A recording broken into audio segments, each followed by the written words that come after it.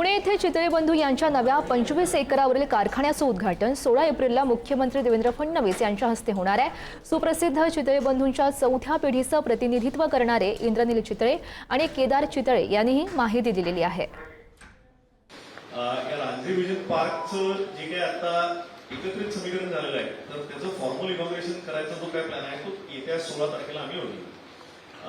हा जो काय प्रोजेक्ट आहे हा जेव्हा कोविडच्या काळात गव्हर्नमेंट ऑफ महाराष्ट्राने सबसिडी दिली आणि त्याचबरोबर मिनिस्ट्री ऑफ फूड प्रोसेसिंगने पण सबसिडी दिली आहे। या प्रकल्पाच्या बाबतीत बघायला गेलं तर आता काय आहे की तिकडे 2 बिल्डिंग्स आहेत। 2 बिल्डिंग्स प्रिडॉमिनंटली आता 2 वेगवेगळ्या फंक्शन्सवरती काम करतात। एक जे आहे ते म्हणजे मिठाई आणि हॉट फूड जे आहे की ज्याच्यात बरेचदा कुकिंग करायला लागतं। महत्वाकांक्षी प्रकल्प हा सेल्स ओरिएंटेड आहेच, नो डाऊट। कारण जसजशी आमच्या प्रॉडक्टची डिमांड वाढली आहे, आमचे होरायझन वाढते, जरी म्हणलं तसं निरनिराळ्या देशांमध्ये आपण एक्सपांड करतोय, तर सेल्स वाढवण्यासाठी प्रोडक्शन कॅपॅसिटी वाढवणं हा एक मूळ हेतू आहेच।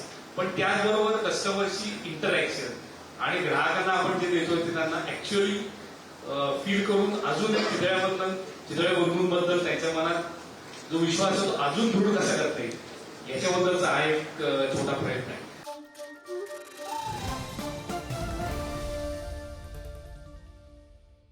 Thank you.